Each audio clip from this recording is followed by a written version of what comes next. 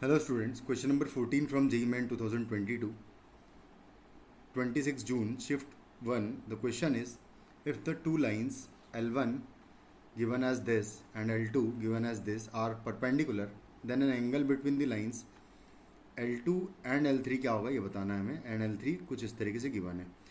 L2 हमें entirely नहीं पता, एक्चुअली इसका डायरेक्शन नहीं पता क्योंकि अल्फा नहीं पता, तो अल्फा निकालने के लिए हमें उसने कह रखा है कि भाई परपेंडिकुलर है इन दोनों लाइंस.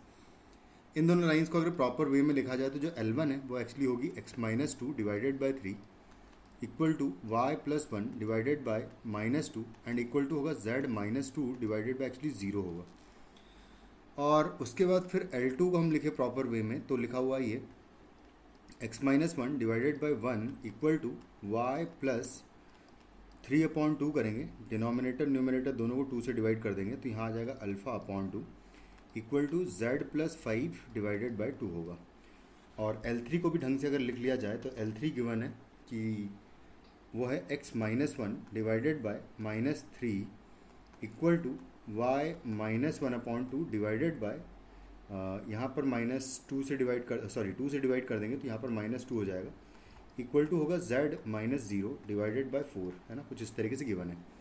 अब ये दोनों लाइंस अगर परपेंडिकुलर गिवन है तो बस इन दोनों का डॉट प्रोडक्ट जीरो कर दिया इनके अलॉन्ग जो डायरेक्शन रेशियोज हैं. तो 3 × 1 कर दूंगा मैं तो 3 आ जाएगा. -2 × अल्फ़ा/2 विल बी -अल्फ़ा एंड 0 × 2 करेंगे तो इक्वल टू बस 0 कर देते सीधी क्योंकि ये तो 0 ही हो जाएगा. और तो यहाँ से अल्फ़ा का वैल्यू हमें 3 मिलेगा. अल्फ़ा 3 मिल गया यानी कि दोनों का डायरेक्शन मिल गया मुझे. तो अब इन दोनों का डॉट प्रोडक्ट निकाल लेंगे तो यहाँ से कॉस थीटा का वैल्यू जो है अगर वो देखें तो दोनों का डॉट लेंगे तो आएगा -3 एंड अल्फ़ा/2 इंटू -2 करूँगा तो -अल्फ़ा बचेगा एंड 2 × 4 विल बी 8 तो +8 होगा ये.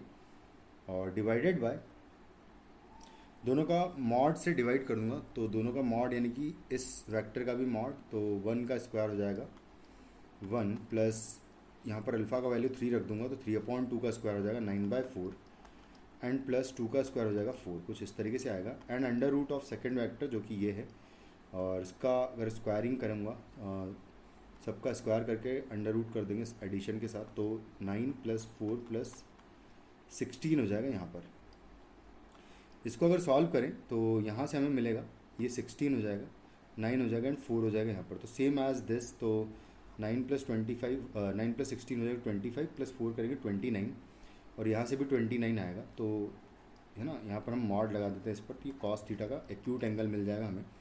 और अल्फ़ा का वैल्यू यहाँ पर मैं अगर पुट कर दूँ 3 तो ये 6 हो जाएगा एंड 8 - 6 हो जाएगा 2 तो ऊपर हो जाएगा 2 डिवाइडेड बाय आ जाएगा √29 × √29 हो जाएगा एक्चुअली 29 एंड डिवाइडेड बाय जो 4 आएगा एक्चुअली इसका 2 जो है अंडर रूट ले लेंगे तो 2 बचेगा तो ये 2 जो है ऊपर पहुंचा देंगे तो कुछ इस तरीके से आ जाएगा. तो 4/29 जो है कॉस थीटा का वैल्यू आएगा.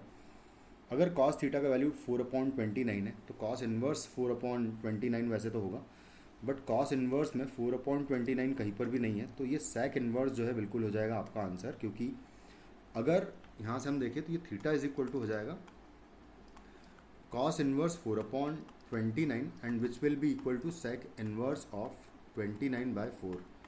तो जो आपका आंसर बी है वो एग्जैक्टली मैच करेगा. So the answer of this question is B option. Thank you.